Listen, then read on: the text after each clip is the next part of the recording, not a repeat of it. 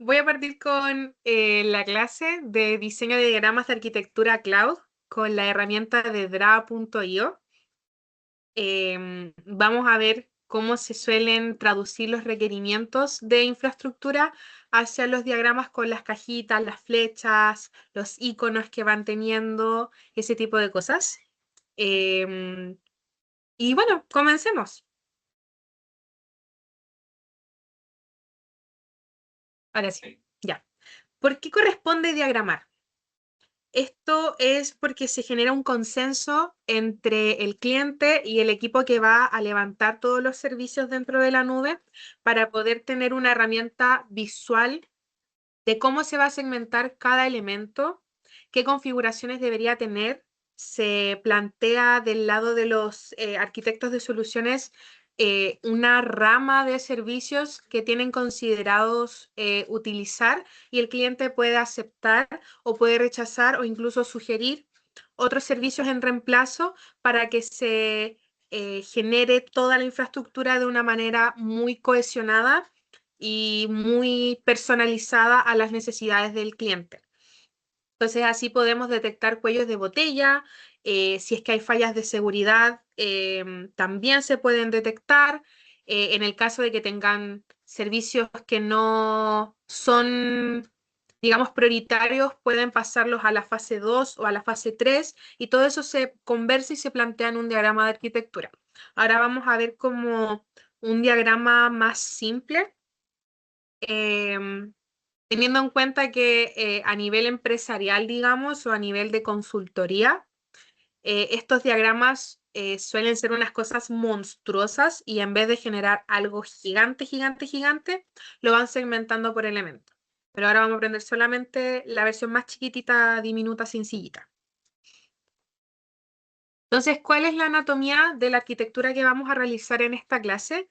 Es una arquitectura que se conoce como tres capas o tres tiers, donde tenemos una capa de presentación destinada al front, que se ubica en la parte de acá, no sé si logran ver el cursor, pero es en la parte verde, que son las subredes públicas, ya que esas son las que nos dan acceso a Internet y el Internet a nuestros recursos. Luego tenemos la capa de aplicación, en donde por lo general se almacena el backend, que está en una subred privada, que es en este caso la capa de al medio. Y finalmente tenemos la capa de los datos, que es la tercera capa también de una subred privada, en donde se le otorga la capacidad de que toda la información pase escondida de Internet y que solamente se vincule a los recursos que nosotros estimamos convenientes dentro de los grupos de seguridad o security groups. Y la magia que tiene esto es para seguir las buenas prácticas, es que decidimos o vamos a implementar en realidad dos zonas de disponibilidad, que si no lo recuerdan son data centers en donde uno determina como espacio físico y lógico para levantar los recursos de la nube. Entonces acá tenemos dos para que cumpla con las buenas prácticas. En el caso de que se caiga uno, tenemos el otro de inmediato como backup o como respaldo. ¿Ya? Entonces ese es como el diagrama que vamos a tratar de imitar el día de hoy. Y justo como les decía, tenemos el foco de la alta disponibilidad. Esa es la palabra clave y la configuración de tener dos o más zonas de disponibilidad se conoce como multi-AZ. Si tenemos una sola AZ o zona de disponibilidad, tenemos lo que se conoce como single point of failure o punto único de falla. Es decir, que si se cae, muere el negocio, muere la empresa, pierden plata, llegan reclamos. Eso es lo que nadie quiere. Y luego tenemos la versión que queremos nosotros, que es la multi-AZ, que consta con replicación y apela a la resiliencia del sistema. Y en este tipo de casos se utilizan componentes globales como son el servicio de Internet Gateway y los load balancers para equilibrar las cargas y determinar los accesos a Internet de los recursos que tenemos. Entonces, ¿qué otras buenas prácticas tenemos a la hora de diagramar? Tenemos la dirección en la que se leen los recursos, que por lo general es desde la izquierda hacia la derecha y desde arriba hacia abajo. Ese es como el orden prioritario de cómo se leen los recursos y las conexiones que van teniendo entre sí. Siempre es muy importante generar cajitas para determinar los límites de cada cosa. La BPC tiene su cajita, la región tiene su cajita, las subredes públicas tienen su cajita, las privadas también tienen su propia cajita.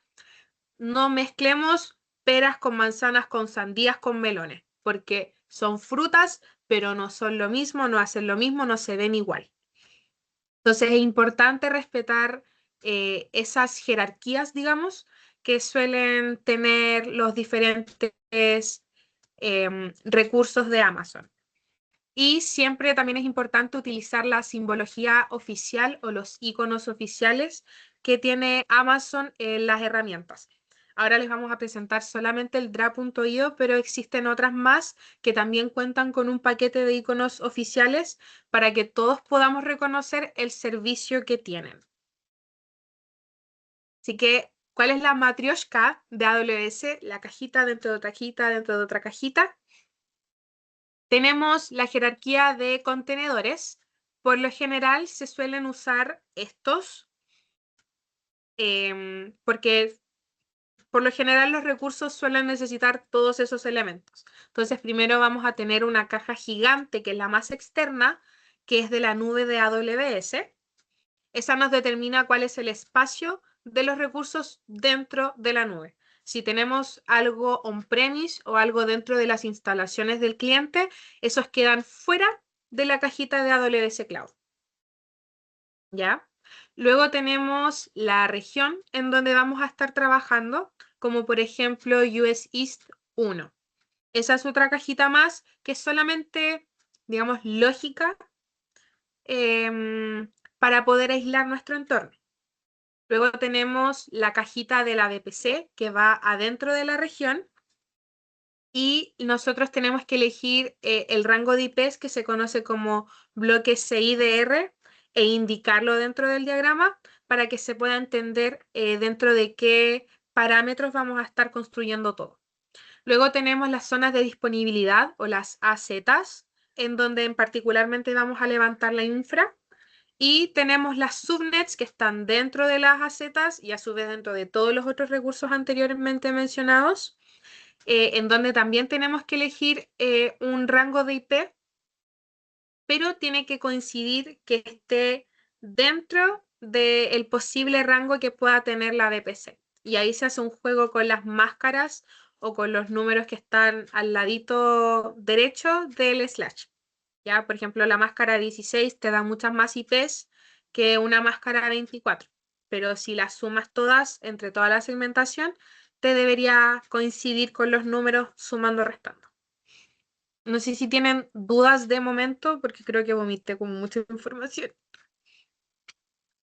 O si se va entendiendo un dedito para arriba, algo así como para Yo al entender. menos sí, yo al menos sí entiendo, así que tranqui. Ya, maravilloso, muchas gracias.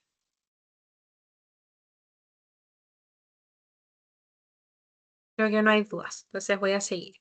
Cualquier duda pueden levantar la mano o activar el micrófono más sencillo. Bien. Luego tenemos otro tipo de contenedor que a veces se incorpora y a veces no, pero es buena práctica que se mencione porque es un recurso muy importante y estoy hablando de los security groups. Los security groups no son ni subredes, ni un data center, ni nada de eso, sino que es una clase de firewall que tiene Amazon para proteger nuestros recursos. Si ustedes recuerdan de las clases prácticas que hemos tenido o dentro de sus asignaturas cloud de la carrera, pueden recordar que cuando ustedes configuran un security group, tienen reglas de entrada, reglas de salida, se especifican los puertos y además a todo eso se le da un nombre en particular de Security Group que se puede vincular a recursos como las instancias S2, como una base de datos en RDS, etc. Entonces, los Security Groups dentro de Amazon tienen su propia cajita, que después la vamos a ver, pero es una cajita roja y tiene el detalle de que tiene línea punteada, discontinua, no una línea en bloque sólida. ¿Por qué? Porque es un componente lógico, no físico. ¿Ya?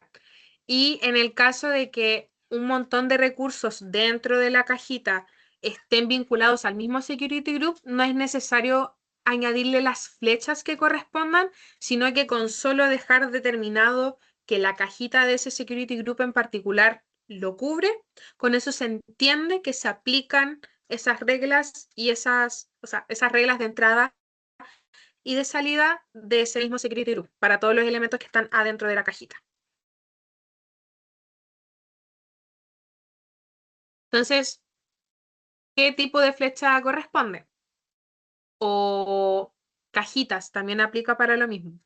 Una normal, sólida o una punteada, entrecortada. En el caso de, por ejemplo, las flechas normales, sólidas, que son una línea sin interrupciones, sin cortes, sin nada, se utilizan, por ejemplo, para determinar tráficos como el HTTP o el HTTPS desde el navegador con el usuario hasta el Application Load Balancer o ALB, ¿ya? También se puede determinar su uso cuando queremos indicar la utilización o la incorporación de consultas SQLs que van desde el backend hacia la misma base de datos, o si es que hay una petición API REST desde el front hacia el back. Ya, esas son las normales, que son flujos directos, son peticiones o son conexiones físicas. Y en el caso de las líneas entrecortadas, se utilizan para cosas que estén en segundo plano o en recursos asíncronos, o cuando queramos, por ejemplo, hacer replicación de recursos. Por ejemplo, una replicación de una base de datos RDS. Ustedes tienen una zona de disponibilidad principal con una base de datos principal y la que queda como copia, ustedes la unen con una línea entrecortada o punteada para dar a entender que el contenido de la principal se replica en la secundaria que está en stand-by hasta que se caiga el sistema y tenga que convertirse en la principal. También se puede utilizar cuando queremos indicar qué políticas o usuarios o permisos del servicio de IAM le queremos asignar a cierto recurso, porque es como una flecha explicatoria, digamos. Por eso es entrecortada. Y lo mismo con eventos asíncronos o de segundo plano. Si, por ejemplo, tenemos configurado un respaldo automático de la información de la base de datos, esa forma de automatizar el respaldo es utilizando un servicio que se llama Backups de AWS, y entonces esa conexión de que a segundo plano se va a estar haciendo la réplica o la copia de la información constantemente, eso también ustedes lo anotan con una flechita entrecortada.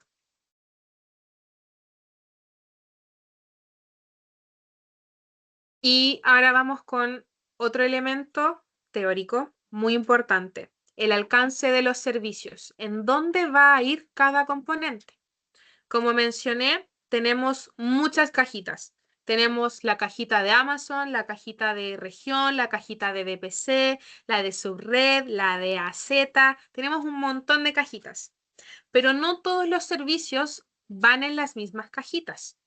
Tenemos principalmente 4 categorías de servicios. Tenemos servicios globales que se guardan dentro de la cajita de AWS, y eso implica que cuando ustedes lo configuran y lo quieren utilizar, toda la información de su cuenta la van a encontrar ahí. Luego tenemos los servicios regionales, que es de la información que ustedes configuren en una región específica. Si ustedes trabajan en US East 1, toda la información o todas las conexiones o todos los recursos involucrados dentro de US East 1 se van a mantener ahí. Si ustedes tienen información en otra región, no la van a poder acceder desde ahí, a menos que ustedes en la misma consola de Amazon marquen que quieren utilizar esa otra región. Luego tenemos los servicios que se almacenan dentro de la VPC y viven ahí. Si la VPC muere, el servicio muere porque pierde la base en donde va a existir. Y finalmente tenemos los servicios locales que se almacenan según la zona de disponibilidad, que es la cajita más chiquitita, digamos, para que se pueda vincular a algún servicio. No sé si les queda clara esa información o explicación.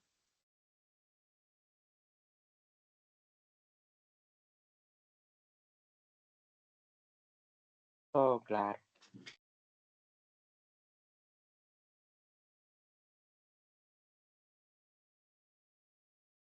Ya, entonces nadie tiene ninguna duda. Ya, voy a continuar entonces.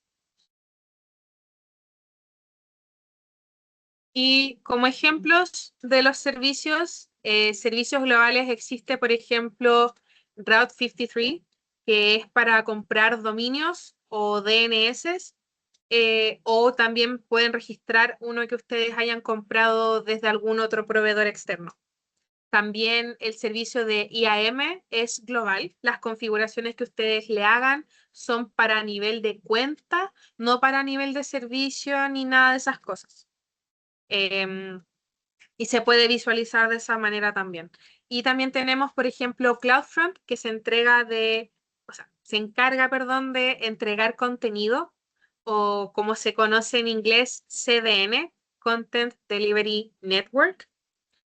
Un ejemplo de CDN o de CloudFront es que justamente Netflix, para ver películas, series y esas cosas, utiliza el servicio de CloudFront para que a nivel mundial ellos puedan almacenar las películas y los capítulos de cada una de las series que tienen, y a nivel mundial la gente de cualquier parte del mundo, mientras tenga internet, puede acceder a ese contenido. Entonces, si lo llegáramos a incluir en un diagrama de arquitectura, tiene que ser en la cajita de AWS, y ni adentro ni de región, ni de AZ, nada de eso. Luego tenemos a los servicios regionales, como por ejemplo Amazon S3, la base de datos no relacional DynamoDB, o el servicio de Secrets Manager, en donde guardamos claves de diferentes servicios como una base de datos de RDS. Ese va dentro de la cajita de región, independiente de cuál región ustedes quieran utilizar. Luego Consulta, tenemos, perdona, dime. consulta, estas son como variables, ¿o no? Lo de las cajitas. Me imagino como eso, como para tenerla más fácil. Sí, en cierta forma son como variables. Son, ¿cómo explicarlo? Es como una caja de zapatos que adentro contiene otra caja de zapatos y adentro tiene otra caja de Ah, zapatos. ya, Pero vale. cada caja de zapatos tiene su propia marca, su propia talla, el propio tipo de calzado que puede guardar. Claro. Entonces, todas pueden caber una dentro de la otra, pero la caja más grande es la que guarda todo, principalmente. Y la caja más chica es, digamos que, la cosa más detallada que puedes tener ahí dentro. Ah, vale, ya entiendo. ¿Alguien más tiene alguna otra duda?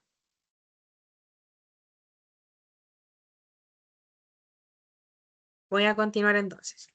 Entonces, esos son los servicios regionales. Los servicios de VPC tenemos, por ejemplo, el Application Load Balancer o el ALB, al Internet Gateway, a la NAT Gateway o al VPC Peering. Estos son servicios que son de redes principalmente. El Internet Gateway y la NAT Gateway nos dan internet. Depende de cuál de los dos sea, si es que le da internet a la subred pública o a la subred privada y a los recursos que contengan esas subredes. El VPC Peering lo que hace es conectar dos VPC para que se puedan vincular. Por eso vive dentro de la VPC, porque se configura desde la VPC 1 hacia la 2 y de la 2 hacia la 1. Y el Application Load Balancer es para conectar los servicios que estén adentro, como las máquinas virtuales S2, que están dentro, guardadas dentro de la misma VPC. Y luego tenemos los servicios que son locales según la zona de disponibilidad, como nuestras instancias S2 o los volúmenes EBS o bloques EBS que viven dentro o pegadas, mejor dicho, a las instancias S2. Entonces, cada uno tiene sus cajitas distintas y corresponde alinearse y almacenarse en donde corresponda. Y este orden es, digamos que, consensuado. Todo el mundo debe entender y saber y anotar y dibujar los recursos donde corresponden. Las instancias S2 dentro de una Z, IAM dentro de donde corresponda y que es, por ejemplo, la caja de Amazon y así. No se pueden confundir porque si no, el diagrama está directamente malo. Así que habiendo entregado toda la teoría, no sé si alguien tiene dudas antes de pasar a la parte práctica, donde vamos a tratar de replicar este diagrama de arquitectura que tenemos.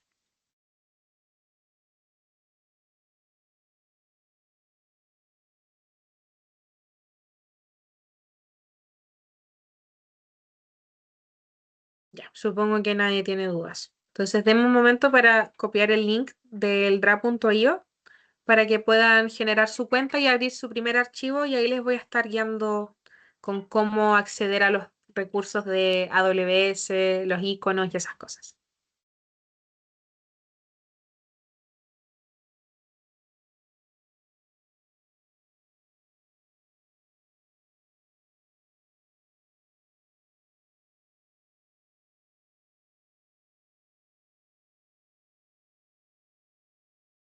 Ya, ahí van a ingresar a la página, me avisan si es que tienen alguna dificultad. Yo voy a darle directamente a generar un diagrama para que me dé la parte en blanco.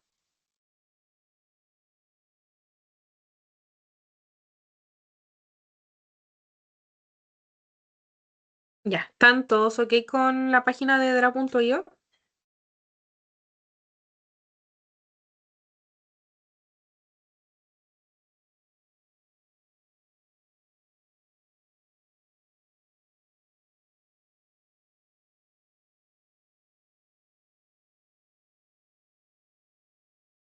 Ya, maravilloso. Gracias por avisar en el chat. Ya, entonces voy a partir.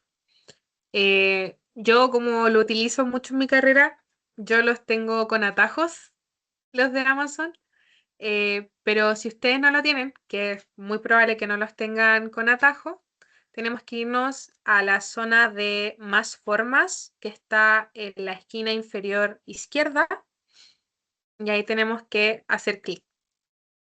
Y se nos despliega como el menú de diferentes elementos que ustedes pueden ver algunas cosas familiares como Android, Bootstrap, UML, etc. Entonces, nosotros lo que vamos a buscar es la sección que dice Red. Tenemos que mantener con el tick puesto donde dice AWS 2016. Por favor, solamente elijan el de 2026. No elijan ningún otro que diga AWS porque son feos y son desactualizados esos elementos. Entonces, cuando lo tengan listo, le dan al botón de aplicar para que se les guarde en el menú.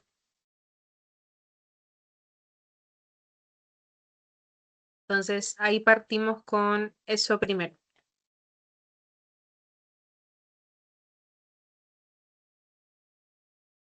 Luego, lo que vamos a hacer es buscar la cajita de AWS Cloud, que es la primera caja principal, que se encuentra, a mí siempre se me olvida,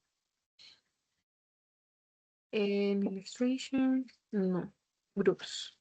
Sí, ya. Se encuentra en AWS Groups o caja de grupos si es que lo tienen en español o lo tienen con traducción. Entonces, en la sección de Groups, ustedes van a buscar el primero. Pueden ser los primeros dos. Yo le pongo con el logo de AWS porque se me hace más distintivo, digamos. Entonces ahí tienen su primera cajita, que es la cajita principal, la más grande. Y ustedes la acomodan a un tamaño que sea prudente, digamos. Pueden hacerlo mucho más gigante y se va a hacer una hoja distinta, como acaban de ver. Lo podemos estirar hacia abajo, hacia el lado, lo podemos achicar incluso. Y la vista también. Entonces lo voy a dejar en el 100% y voy a achicar la cajita para que trate de caber todo dentro de la vista que tenemos. Ahí se me fue un poquito para abajo. Ahí sí. Ya. Entonces tenemos esa primera cajita. ¿Alguien no pudo encontrar la cajita de AWS Cloud?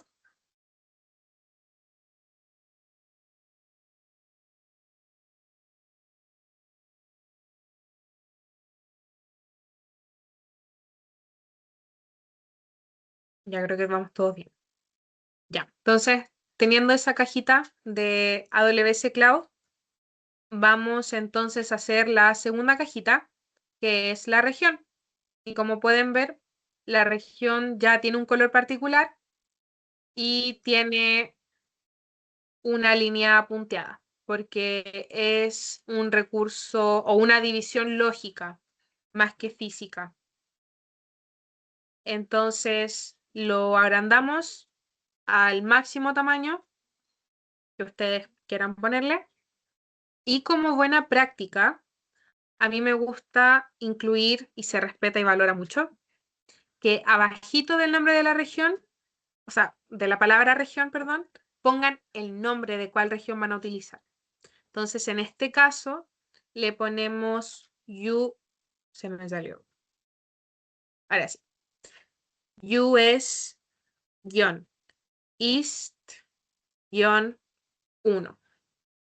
Pueden ponerlo con paréntesis o sin paréntesis. Se los voy a mandar al chat igual. Nombre de región. No sé por qué se mandó con un destacado, pero sepan perdonar. Ya, entonces ese es el nombre de la región que vamos a incluir. Puede ser cualquier otra que ustedes quieran, pero US East 1 es la que principalmente se utiliza en todo el mundo. Entonces, teniendo esa cajita, y como no tenemos ningún servicio global a implementar, ni un servicio regional tampoco, vamos a dejar súper pegadita la caja de la VPC, que esa está un poquito más escondida, no está al lado, sino que está más abajo, es esta morada. Y es como una nube con un escudo, por si logran ver el logo. Ese es el logo de la VPC. El color lo pueden cambiar, no hay ningún problema, pero digamos que por convención todo el mundo utiliza los colores que ya vienen en el draw.io, entonces son más fáciles y más sencillos de reconocer. Entonces la cajita de la VPC también la acomodamos y la dejamos pegadita a las otras. Aquí las voy a acomodar un poco más abajo para que me dé espacio porque si no, no van a caber los otros servicios.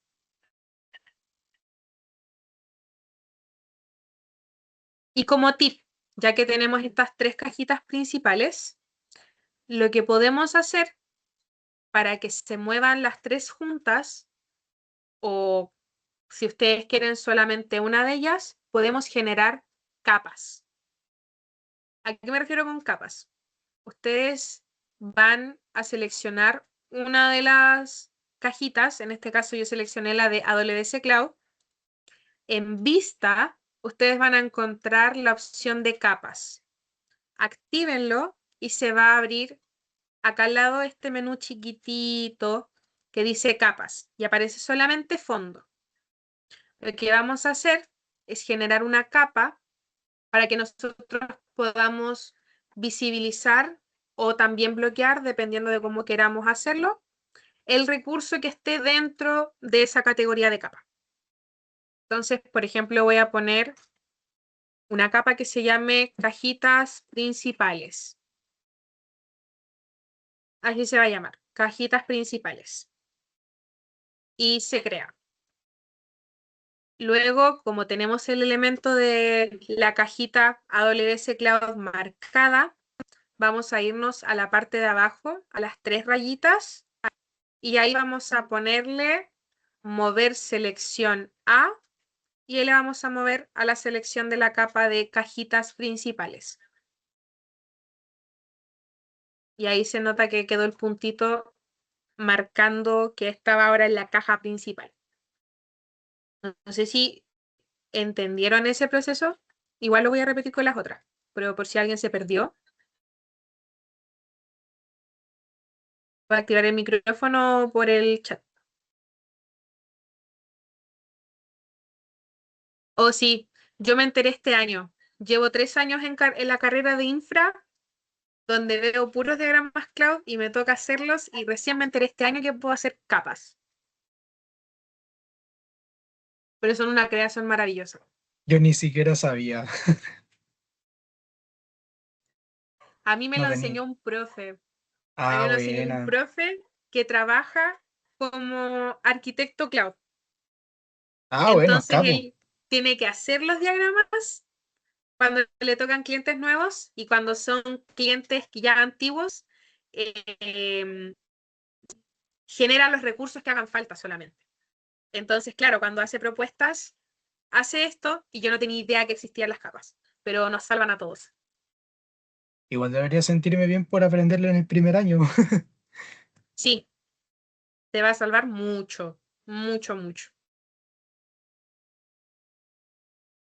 Entonces, lo que había dicho antes de mutearme es que la magia del por qué existen capas y por qué se los estoy mencionando y enseñando es que nosotros, si nos vamos a la parte de vista y a las capas de nuevo, tenemos acá arriba, al lado de los nombres, un candado.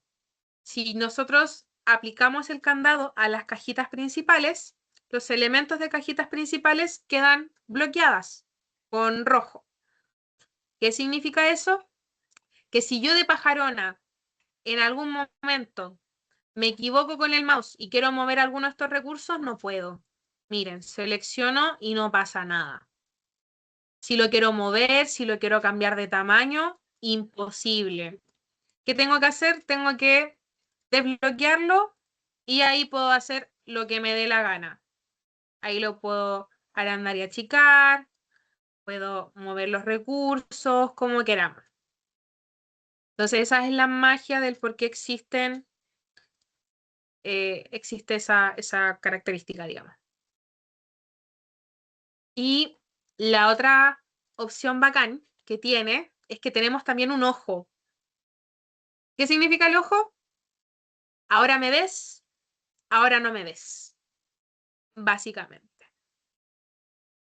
Ahora sí y ahora no. Y esto aplica para todos los recursos que estén guardados dentro de esa capa. Si ustedes tienen 20 capas y le ponen el ojo solamente a uno, significa que solamente esa capa se puede ver, o si le ocultan con el ojito, significa que solamente esa capa no se puede ver. Pueden Pero bloquear tiene más de como. una capa. Ah, Ujú. perdón. Pero tiene como texto la interfaz, por ejemplo, no sé, en la imagen del ojo aparece como, no sé, algún texto o solamente el símbolo. Sí, aparece un texto, ¿cómo se dice? Es como de esos textos cuando tú pasas el cursor por encima y te da Sí, como una ese. explicación. Ya, Ah, ya, dice ok. ocultar cuando tiene el ojo abierto y necesitas esconder la información. Ocultar o Y mostrar. cuando, claro, Ah, ya, ocultar. Y cuando vale, lo quieres mostrar de nuevo, se aparece el mensaje de mostrar. Y ahí ok. ya tiene el ojo abierto y puedes ver los recursos. Y lo mismo con el candado. El candado dice bloquear, desbloquear. Ahí Si lo bloqueas, en realidad no hay forma de saber porque el mensaje no cambia su nombre, si es que lo tienes Ah, ya, activado o no lo tienes activado. Esa es como la en- única torpeza que tiene, que no te avisa si está bloqueado ya o no está desbloqueado. vale. Entonces, ya tenemos las cajitas principales, que son las que no se van a mover, en teoría. ¿Por qué digo en teoría? Porque siempre cambia de tamaño el diagrama. Lo digo por experiencia propia. Ya. Entonces tenemos la nube, tenemos la región, tenemos la VPC. ¿Qué sigue ahora? Sigue la caja de la zona de disponibilidad. ¿Cuántas zonas dijimos que queríamos tener? Idealmente, si es que alguien puede responder.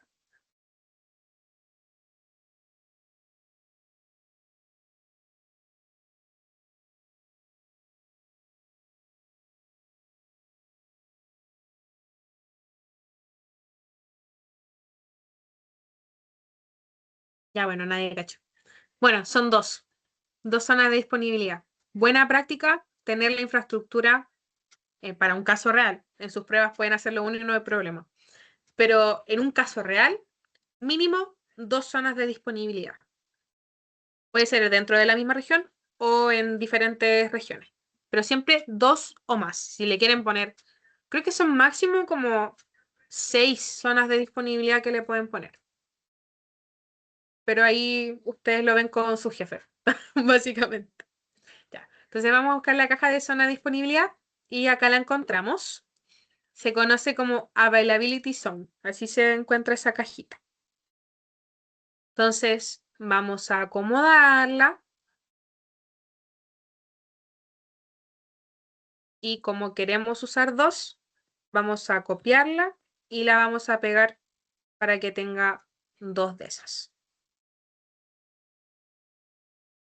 Ahora, ¿cuál es un elemento que se me está olvidando? Y por eso es importante tener en cuenta que las diagramas cambian de tamaño. Que, por ejemplo, la VPC sí tiene recursos que tenemos que guardar dentro de la VPC, como los gateways. El Internet, gateway y, por ejemplo, no, la NAT va en la subred pública. Y, por ejemplo, el load balancer. Esos dos van a estar ahí dentro. Entonces, tenemos que agrandar el diagrama. Lo voy a agrandar más para abajo. Y eso con las primeras 3 cajitas. Y alargar, bueno, bajar un poquito de tamaño. Cuidado donde seleccionan. Bajar un poquito de tamaño las de las zonas de disponibilidad. Para que le dé espacio a los iconos a estar por ahí ubicados. Y aquí lo voy a agrandar un poquito más. Y este también. Entonces, tienen que tener en cuenta que para diagramar siempre van a tener que andar cambiando de tamaño estas cosas. Ahora, si tienen muchos elementos, pueden hacerlo a ciegas, como desactivar las cajitas principales. No, espérense, no creé la otra capa. Voy a crear la otra capa, AZ. Entonces tenemos la capa de la AZ. Vamos a mover esa y esa a la zona de disponibilidad. Y ahora sí, pueden apagar las cajitas principales y solamente van a quedar las AZ. Y aquí las pueden mover de tamaño. Por ejemplo, voy a cambiar de tamaño esa. Y cuando visualizamos, vemos, choca. Pero así no molesta tanto para que no les pase lo de marcar por equivocación un recurso que no corresponda. Cuando tienen muchas flechas y tienen que hacer cambios a último momento, créanme que es todo un martirio. Entonces, ya. Tenemos las cajitas, falta las últimas cajitas, las subredes. Como tiene 3 capas, siempre va a haber una pública y 2 privadas. La pública va para los recursos del frontend, una privada va para el backend y la otra privada va para la base de datos. Entonces vamos a sacar la cajita de la subred pública o la public subnet, que es de color verde, y esa le damos un tamaño que nos parezca apropiado y la duplicamos. Ahí está. Y la duplicamos para la otra zona de disponibilidad. Y hacemos lo mismo con dos cajitas de subred privada, otra vez el tamaño. Ya bueno, esto es parte de gajes del oficio, digamos. Tienen que tener mucha paciencia, porque esto siempre va a estar pasando. Parten con un diagrama chiquitito, humilde, tímido, y luego terminan con una cosa monstruosa que mide 800 metros por Marte, Júpiter y Saturno juntos. Entonces ahí lo duplicamos. No se duplicó. Son solo las cajitas principales. No sé si tienen dudas con la teoría o con las cajitas mientras tanto batallamos con esto. Espero que a ustedes les esté saliendo mejor que a mí.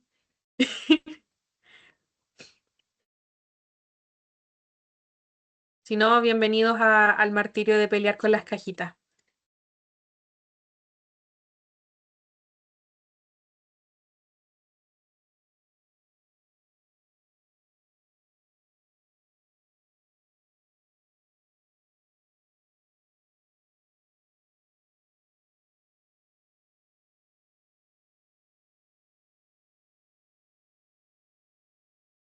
Y aquí para hacer la vida más sencilla, voy a hacerle su propia capa a las subnets. Porque si no, nos vamos a volver locos. Subnets. Entonces vamos a poner esta en subnets, esta en subnets y así sucesivamente. Subnet, subnet, subnet. Y ahora voy a hacer la cosa maravillosa de eliminar cajitas. Las voy a ocultar porque me fastidia. Por eso existen las capas. Ya. ¿Qué nos falta? Tenemos las subredes. Ay, la zona de disponibilidad también se me olvidó. Ya. No les tenemos el detalle de qué zona de disponibilidad estamos usando y qué subred con qué rango de IP vamos a utilizar. Entonces, en la de la izquierda vamos a poner de zona de disponibilidad US no East 1A y en la otra vamos a poner la 1B, B de barco. Se las voy a mandar al Teams.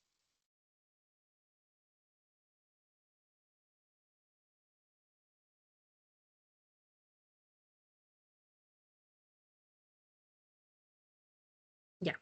Y ahora sí las voy a ocultar para que no molesten las cajitas.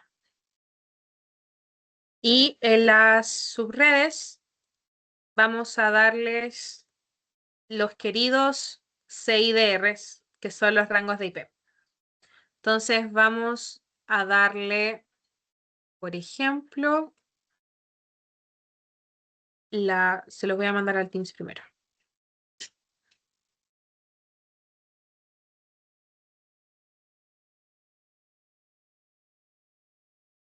Vamos a dar la pública, va a ser la 10.0.0.0 con máscara 20 y la otra va a ser la 10.0. Ya, 1, 0, máscara 20. Las cajitas no están centradas. No importa, no importa. Después, cuando ustedes descarguen esto como imagen, va a quedar todo centralizado en lo que está alrededor de la cajita. Entonces, da lo mismo. No nos vamos a poner perfeccionistas con los diagramas. O sea, con propósitos de enseñar, no. Para mis pruebas las hago que queden parejitas, de igual, de buen tamaño, con colorcito, todo. Esto no es una prueba. Así que no, no. Déjenme descansar un poquito. Ya, entonces, privada vamos a tener la 10, 0, 2, 0, 20. Y la otra 10, 0, 0, 3, 0, 20. Y la datos, vamos a poner la 10, 0, 4, 0, 20. Y la otra 10, 0, 5, 0, máscara 20. Ya, ahí están. Esos números los vamos a ir llenando en las subredes. Fíjense de que tengan los puntitos, por favor. Y de que el slash esté puesto. Porque si no, va a quedar desordenado.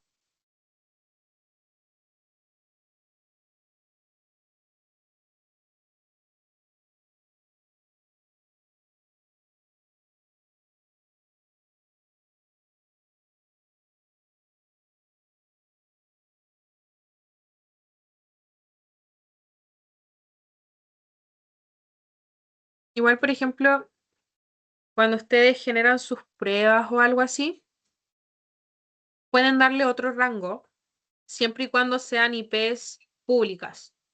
Por ejemplo, en la nube siempre se usa la 10, bueno, como las 10 en general, la 10.0.0.0 y por lo general con máscara 16 o máscara 20, sí, máscara 20 o 24.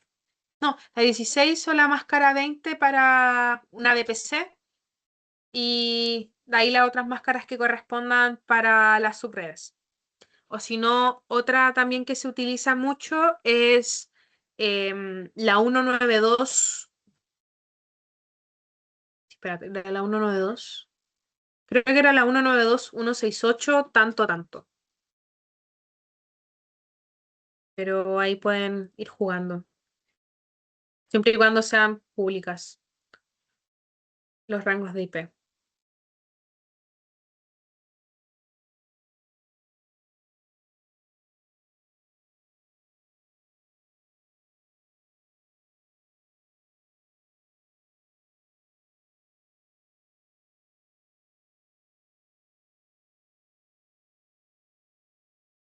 Ya, entonces supongo que están listos con los nombramientos de sus cajitas, de sus redes.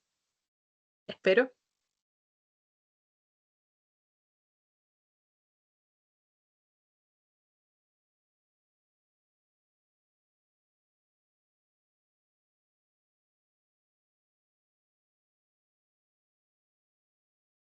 Ya, bueno, sí, maravilloso. Si alguien tiene dudas o problemas o lo que sea, o quiere mostrar su bella creación, avise por chat o por voz y le cedo el pase para que hable.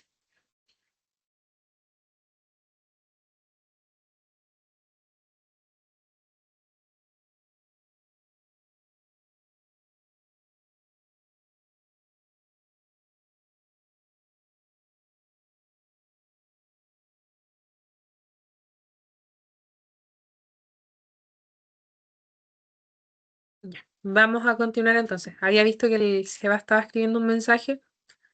Yo dije, ah, tiene que ser una duda, pero no se mandó el mensaje. Así que no sé si era una duda o qué, pero habla si es que tienes alguna duda. Va para cualquiera. Ya. Entonces, de nuestro querido diagrama ya tenemos todas las cajas principales. Nos falta solamente la caja de los security groups, pero eso se hace casi que al final.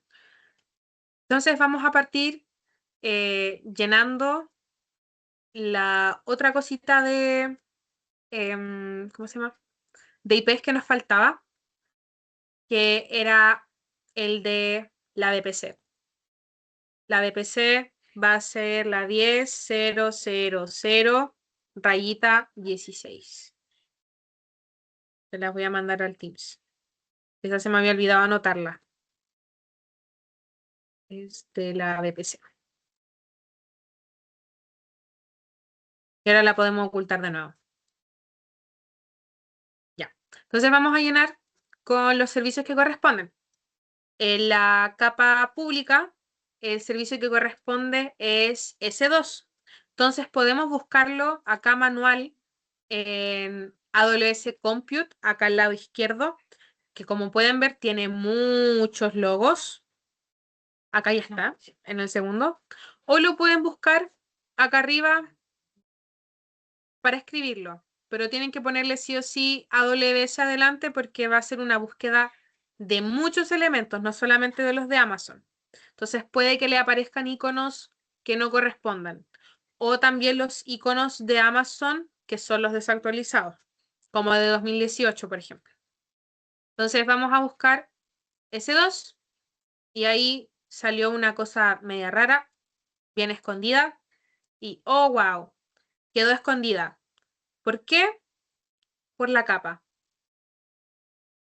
Vamos a ocultar, no sé qué pasó, vamos a ocultar las cajas principales y si se dan cuenta, se escondió el logo de la S2. Entonces hay que cambiarlo a una caja, a una capa más superficial, digamos, para que respete el orden. Vamos a ponerle recursos. Entonces vamos a cambiarla a recursos. Entonces voy a ocultar por orden. Primero la cajita principal, luego la AZ y ahora vamos a marcarlo y ahí está por encima. Ahí podemos ver nuestra humilde instancia S2. Y lo mismo con la otra subred pública. La podemos copiar y la podemos pegar al otro lado. ¿Qué es buena práctica a la hora de mencionar este tipo de cosas? Para nosotros que estamos aprendiendo, es bueno mencionar el nombre del servicio y si es que tiene un nombre este elemento. Vamos a ponerle app 1 a la que está en la subred pública de la A y vamos a darle de nombre app 2 a la que está en la subred, o sea, perdón, en la AZB. ¿Por qué? Porque así sabemos que este logo equivale a una instancia S2 y que el nombre de la máquina se llama app1 y la otra se llama app2. Esto es netamente para hacerlo más sencillo de entender para todo mundo. Incluso en un trabajo, si es que ustedes hacen un diagrama y luego se van de la empresa y otra persona tiene que ver sus diagramas de arquitectura, es mejor que sepa cuál es el nombre del recurso en particular que está vinculado a esa infraestructura en sí. Es de buena persona, básicamente. ¿Ya? Entonces, tenemos eso. Y vamos a tener también el autoscaling.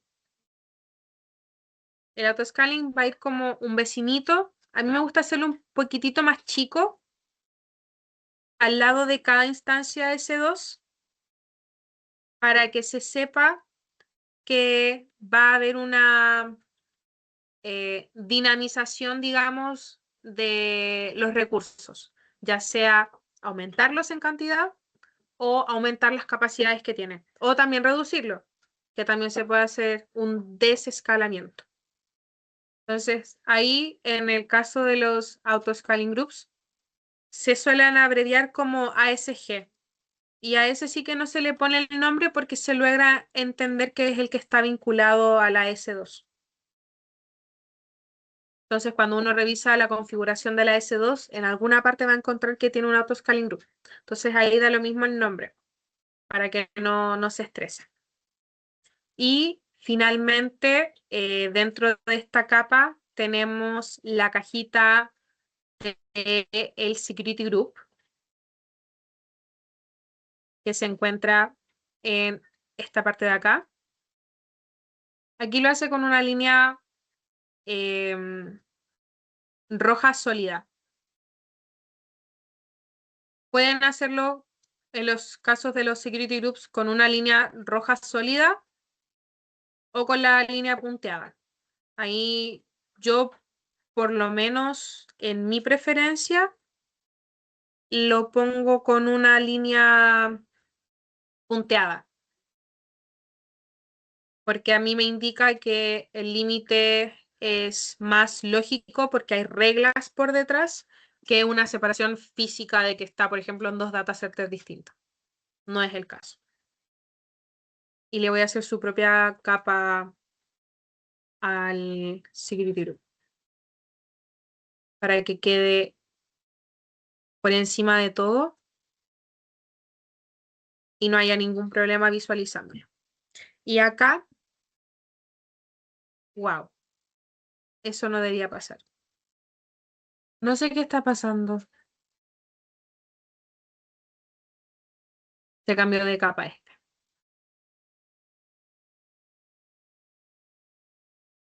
Solo ese se va a security group. Y ahora sí, asegúrense de marcarlos bien. Ya. Entonces tenemos el security group. Yo le cambio la rayita al costado derecho. Ahí en la línea, yo le pongo esta. Para que se entienda que el security group está ahí. Rojo sí o sí, es un color no transable. Pueden cambiarle el color a la VPC, a lo que sea, menos al security group. Ese está prohibido. Entonces, tenemos el security group y vamos a darle también el nombre. Este nombre vamos a ponerle apps-sg, security group de las aplicaciones. Y se va a entender que son las de front. Entonces tenemos eso. Y si queremos ser más pro, aprovechando que tenemos un auto-scaling group, vamos a también ponerle un load balancer cuando encuentre la cajita.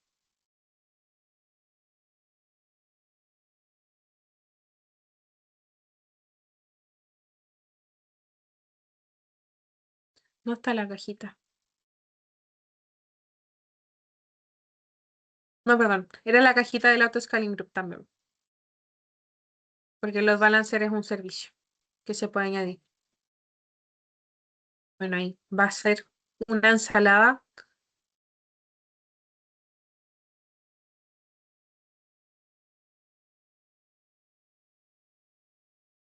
Voy a agrandar un poquito más. Esto debería estar encerrando solamente las aplicaciones, pero por temas de espacio, a ver, ahí. Va a quedar monstruoso.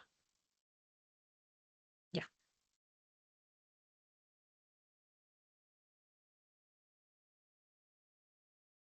Ahí sí se dan cuenta como que se cruzan un poco.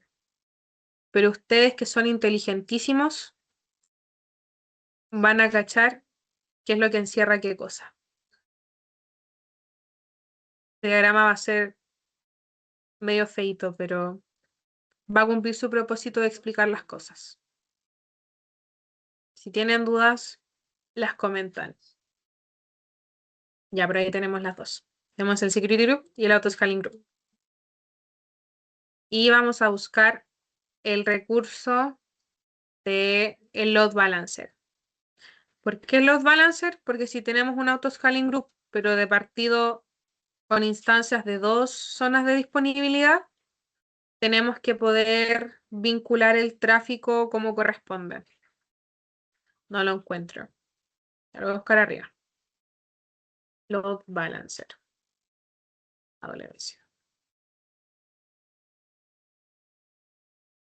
Ahí está. Y ahí buscan el application load balancer, que tiene las cajitas hacia abajo. Entonces ahí lo ponemos al medio, bien humilde, le ponemos ALB. Se va a entender que es un application load balancer porque así todas las personas de la nube reconocen ese recurso en particular y le ponemos flechitas.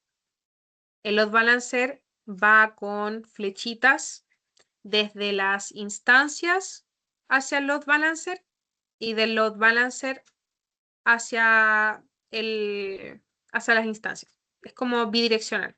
Se lo pueden poner acá al medio, pero para que sea como más estético, vamos a dejarlo un poquito más arriba. Entonces, por sobre, ya sea el load balancer o desde la misma instancia, ustedes marquen el servicio al cual quieren ir. Aquí no me deja hacerlo también. Ya. Ahí generamos la flechita y para que tenga las puntas hacia los dos lados, indicando que es una relación de ida y de vuelta. Entonces, acá al costado derecho le tenemos una puntita de la flecha y vamos a poner la otra. Entonces ahí se entiende que es una conexión que va en los dos sentidos. Y ahí lo hacemos para que no estorbe tanto.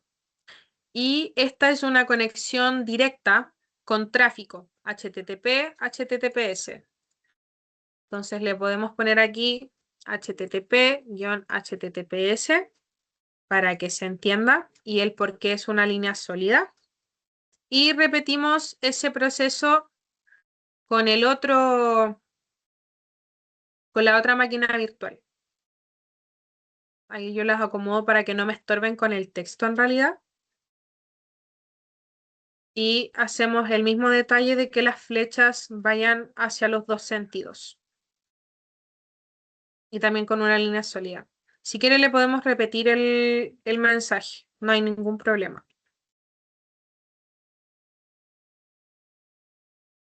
Entonces ahí tenemos nuestra capa de red casi lista, porque nos falta la manera de tener internet, que es con la NAT. Entonces buscamos NAT, AWS por ejemplo, y acá la tenemos.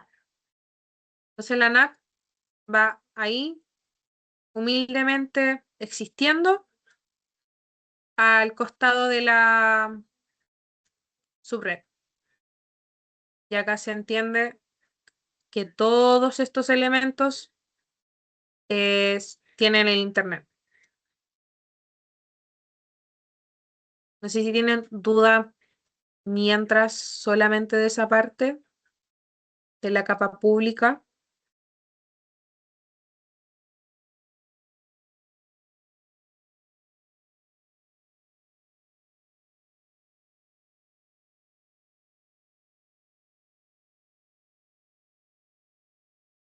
Y falta el nombre. No.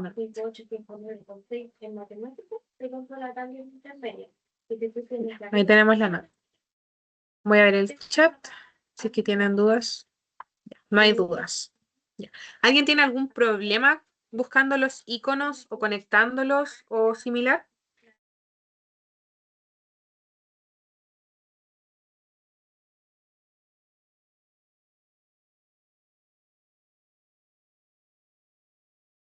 Mm,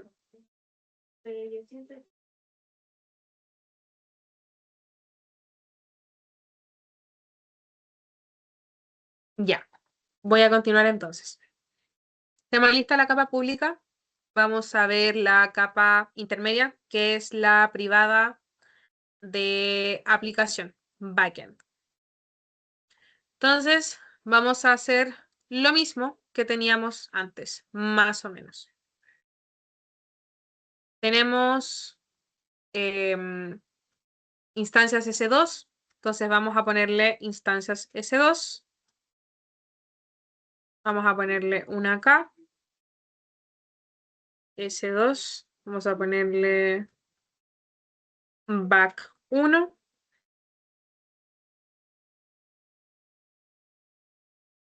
Y la duplicamos en la otra. Pero le cambiamos el nombre al back 2. Tenemos las instancias. Ahora tenemos que hacerle un security group. Y yo, por agilidad, voy a copiar el de arriba, se lo voy a clonar abajo y lo acomodo.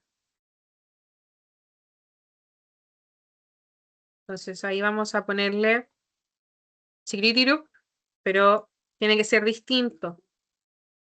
¿Por qué tiene que ser distinto? El de arriba, el de aplicación, como tiene que acceder a Internet, va a tener reglas que involucren HTTP o HTTPS para salir a Internet. Pero como las privadas no tienen que tener acceso a Internet, entonces son reglas que por ciberseguridad no corresponden, por eso se le crea uno distinto a cada uno. Y la base de datos también va a tener un security group distinto de los otros de las instancias. ¿Ya? Y como está repartido en dos zonas, también vamos a ponerle el autoscaling group. Así que se lo vamos a copiar y lo vamos a clonar. Por algún motivo se clonó con una NAT, así que esa NAT hay que eliminarla. ¿Y por qué hay que eliminarla? Porque la NAT da Internet y que Internet acceda. Y no necesitamos que eso suceda con el backend. Entonces, ahí también, ojo, cuidado con eso. Y lo acomodamos para que... A ver... Y ahí para que los nombres como que no estorben tanto. Ya. Y eso sería en la capa interna de aplicación. Y corresponde también el logo del load balancer, pero no tenemos espacio, así que hay que moverlo un poquito hacia abajo. Ahí. Y acá le ponemos también un load balancer de aplicación, pero que tenga otro tipo de reglas. ¿Qué tipo de reglas le podemos poner? Por ejemplo, que se conecten por SSH solamente. Y que tengan, quizás, también pueden tener otro tipo de protocolo involucrado. No se me viene ninguno a la mente. Pero que pertenezcan a un load balancer. Buena práctica. Porque el back igual se tiene que pasar información. Entonces ahí para que no estorbe. Y la flechita viceversa. Y estamos con la capa intermedia, que es el back. ¿Dudas con la capa del back?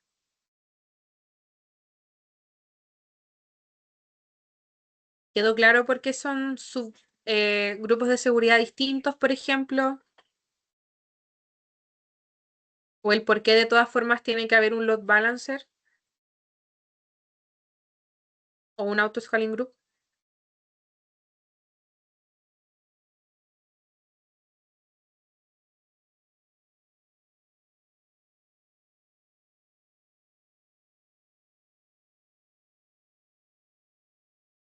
Ya, supongo que va bien porque nadie ha dicho nada. Cualquier cosa consultan. Ya. Y finalmente tenemos la capa final, que es la base de datos. Entonces vamos a buscar por acá RDS. O podemos elegir la Aurora, pero ahí está la RDS. Entonces tenemos el servicio de RDS. Le vamos a dar el nombre y le vamos a poner appdb como nombre. 1. Para que se distinga. ¿Cuál es la magia en el caso de las bases de datos? Que aquí no tenemos que tener dos bases de datos explícitamente existiendo. ¿Qué sucede con las bases de datos? Es que nosotros le configuramos lo que se conoce como el read réplica o el standby. Entonces, de manera asíncrona, la 1, que es la principal, la de acá, le va a estar mandando información a la segunda, que va a estar solamente leyendo la información, pero no se va a ejecutar, no va a ser a donde le manden la información las instancias, va a actuar como respaldo solamente.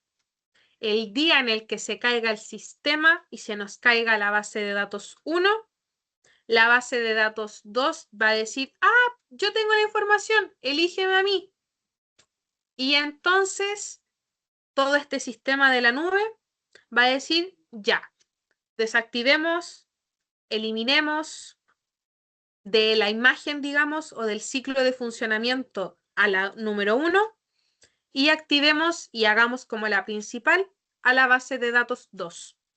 Y entonces ahí deja de ser la base de datos en standby y deja de ser la réplica de solo lectura, sino que va a poder hacer todas las operaciones del CRUD. Va a poder crear información, va a poder actualizar información, va a poder eliminar información y va a poder... ¿cuál es la tabla del CRUD? Create, read, y leer, obviamente. Entonces, yo como lo suelo dibujar, la que está en standby, yo le pongo un colorcito como más transparentoso. Entonces yo la opacidad la cambio al 50% para que se entienda visualmente que es la que está en standby. En el diagrama que les mandé a ustedes en la imagen, no aparece como tal la base de datos número 2, pero aparece un security group que sugiere que debería existir una. Entonces ustedes pueden omitirlo y sugerirlo solamente con un security group, o pueden hacer lo que hago yo, que en el mismo nombre como tal indico que es en standby y en el color también indico que está, ¿cómo decirlo?, como en segundo plano. Ya tienen esas dos opciones, las dos se van a entender y las dos son válidas y respetables.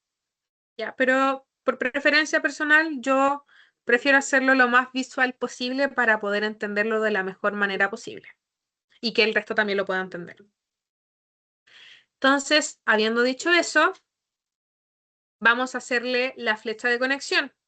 La principal 1 se la manda a la 2, la información.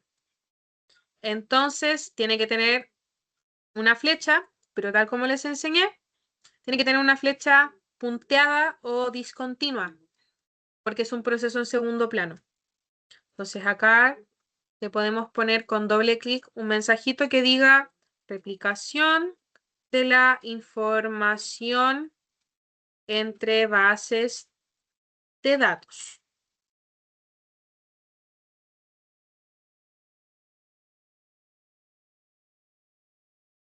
Ahí le pongo ese mensajito. Y ahí se va a entender. Y para protegerla, le vamos a dar nuestro querido Security Group. Lo voy a duplicar en realidad. Entonces, ¿tiene Security Group? Sí, tiene Security Group. ¿El mismo de aplicación o de back? No, uno en particular. Entonces vamos a ponerle data-security group. ¿Y qué tipo de reglas debería tener? Por ejemplo, el puerto de base de datos. Si están utilizando una Postgres o una MySQL, corresponde incluir dentro de las reglas el puerto 3306, que es para esa clase de base de datos. Si usan otro motor, hay otro puerto en particular que se habilita.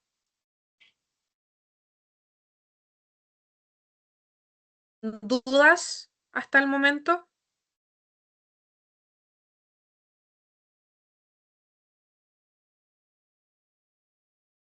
¿Duda, consulta, queja, problema, algo que tengan? ¿O van bien? ¿Van bien haciendo su diagrama?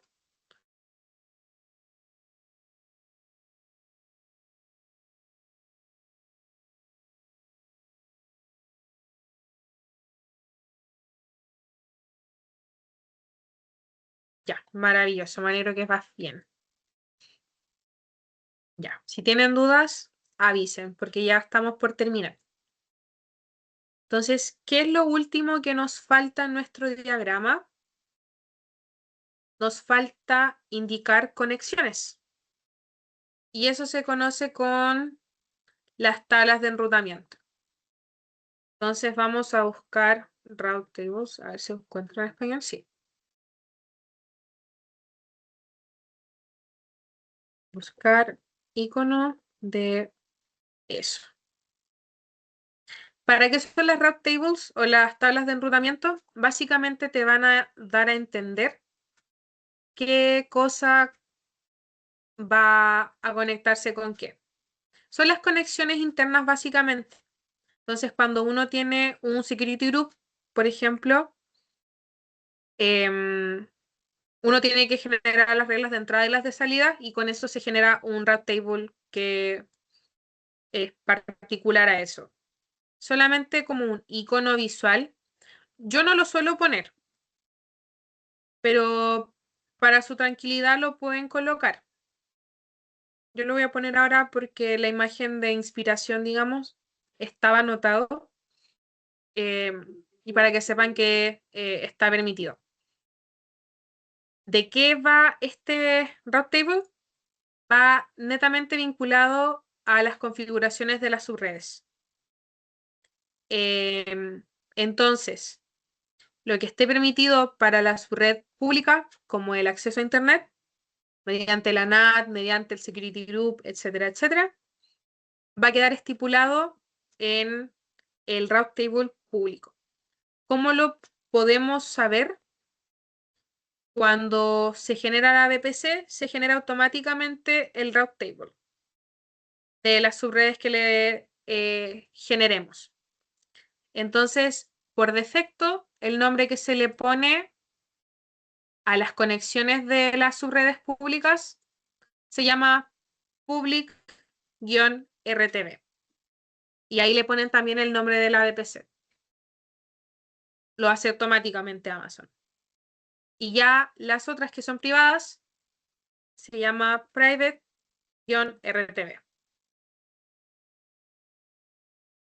Y es lo mismo para ambas subredes privadas. Ahí. Entonces esas son como las conexiones para saber qué tipo de servicios como la NAT o el Internet Gateway se pueden vincular a toda la infra. Entonces tenemos las capas listas y lo último que nos viene faltando es Internet. Entonces, vamos a ver qué tan desordenado quedó el resto de las cajitas. Nada mal, todavía están dentro de las subnets, a excepción del load balancer. Se lo vamos a elevar un poquito para que no se vea tan extraño. Acá abajo quedó desconfigurado. Entonces lo vamos a alargar un poquito. No, creo que no va a alcanzar. No, hay que alargarlo un poquito más. Ya, estos son detalles, pero ustedes entienden que estos detalles son muy importantes porque determinan si es que les entienden o no les entienden el diseño y si es que el diseño es fiel o no a cómo realmente se levanta la infra. Entonces, ya, ahí lo acomodamos abajo. Está bien de arriba. Y nos falta entonces el Internet Gateway. Internet Gateway. Aparece, acá está. Es como una U hacia abajo. Entonces, ¿qué tipo de servicio es el Internet Gateway? Por lo general, va dentro de la DPC, pero el Internet Gateway te conecta con el mundo externo. Entonces, por lo general, en los diagramas de arquitectura, ustedes lo van a ver justo al medio de la rayita de la DPC. Como que está dentro, pero afuera, al mismo tiempo. ¿Por qué? Porque conexión interna y externa. Se entiende. ¿Y cómo se abrevia el Internet Gateway? Como IGW. Para el icono de Internet Gateway. Y nos falta lo más importante, las personas. Entonces vamos a buscar algún usuario, algún icono. Vamos a poner un monito de palito, porque se ve más divertido. Entonces vamos a poner una persona, la vamos a duplicar y vamos a poner hartas personitas que quieren ser nuestro público de la aplicación. Ya, tenemos usuarios. Los usuarios quieren acceder a nuestra aplicación. ¿Cómo acceden a la aplicación? Mediante el Internet. Entonces vamos a conectar a estas personas con Internet Gateway. Ahora, ¿cuál es el salto del Internet Gateway? Hacia los recursos. ¿Cómo ingresa a el contenido de nuestra aplicación front y back? Mediante el load balancer. Y es una relación bidireccional. Las solicitudes que pasen por los load balancer van hacia Internet y de Internet hacia el usuario. En el caso de que le quieras dar, no sé, un mensaje o responderle con alguna información o con algún certificado que pidieron, lo que sea. Y los siguientes pasos que quiera hacer el usuario, se los manda nuevamente el Internet Gateway al load balancer. Y el load balancer lo reparte en los recursos que tiene. Entonces, por eso es una flecha bidireccional. ¿Y qué más nos falta? La NAT. La NAT tiene que tener la conexión anotada hacia el Internet Gateway. Si la NAT no se vincula con el Internet Gateway, la NAT no tiene Internet. Y si no tiene Internet, tus recursos no tienen cómo actualizar su sistema operativo, por ejemplo, no tienen cómo conectarse con el mundo real. Entonces, ahí lo acomodamos. Y esta es una flecha también en doble sentido. Entonces, ahí lo acomodamos para que tenga las dos puntas. Y me parece que con eso estamos. A ver.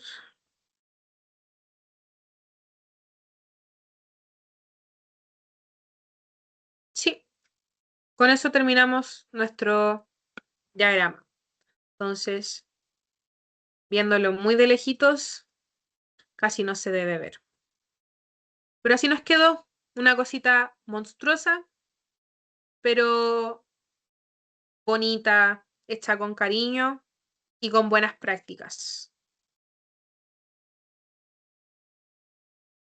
Y ahora si lo quieren descargar porque lo quieren guardar en un cuadradito, en un marco, como quieran, pueden irse a la zona de acá del archivo y le pueden poner guardar como o exportar. Yo le pongo exportar en realidad, porque el guardar es para que se guarde en su drive, que también lo pueden hacer.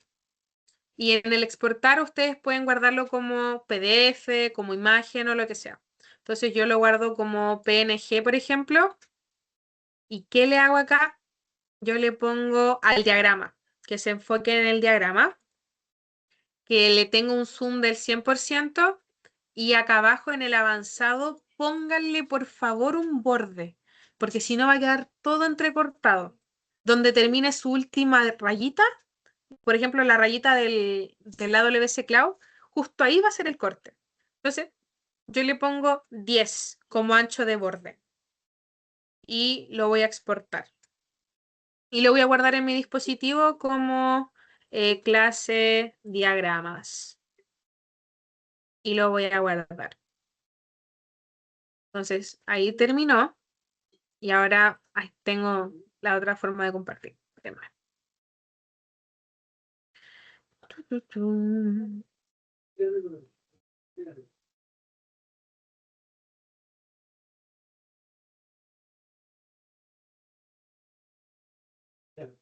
Ya. Ahí me exportó y miren cómo se ve. Se ve intacto y no hay ningún corte. Si lo agrandamos bien, oh, wow. Ya hice. Si lo agrandamos bien, podemos notar que abajo quedó un espacio entre las líneas. Lo mismo a los costados y a la parte de arriba. Entonces pónganle un borde siempre, porque si no esto va a cortar justo a la cabeza de nuestro pobre público, nuestros queridos usuarios. Y al costado de la caja de la nube, que tampoco puede pasar. Entonces, eso sería la clase de hoy. No sé si tienen alguna duda, algún comentario. ¿Alguna queja? Todo muy buena la clase, la verdad. Todo interesante. Sí, Gracias, todo bueno. gracias, gracias. Bueno, y así como hicieron este diagrama de arquitectura, pueden seguir buscando más imágenes de inspiración o si quieren hacer sus propios diagramas también. Lo importante es saber qué servicios están utilizando, entender cómo se estructura la nube en sí. em, y cualquier cosa, tienen inteligencia artificial, tienen la documentación de Amazon que les puede ayudar. Yo, por ejemplo, cuando tengo dudas de mi diagrama, se los pregunto a Gemini.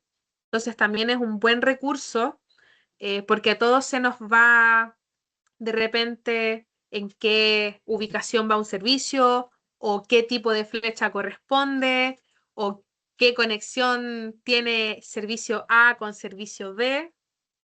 Claro, también se lo pueden preguntar a Kiro, que es la inteligencia artificial de Amazon. Es un IDE, me parece. Ahí sí que estoy como perdida con la terminología, pero se lo pueden preguntar. Tienen créditos también con su cuenta gratuita de Kiro. No sé cuántos créditos son. Sí, es un IDE. Entonces, eso, pueden disfrutarlo y cualquier cosa pueden escribir al WhatsApp si es que tienen alguna duda con algún diagrama que estén haciendo. Me retiro, les agradezco su participación, su conexión, que hayan disfrutado la clase, espero que haya sido así. Y eso, con mucho cariño de nuestro grupo, que ya no se llama club, pero siempre va a ser club, de nuestro grupito Amazon de Maipú hacia todos ustedes.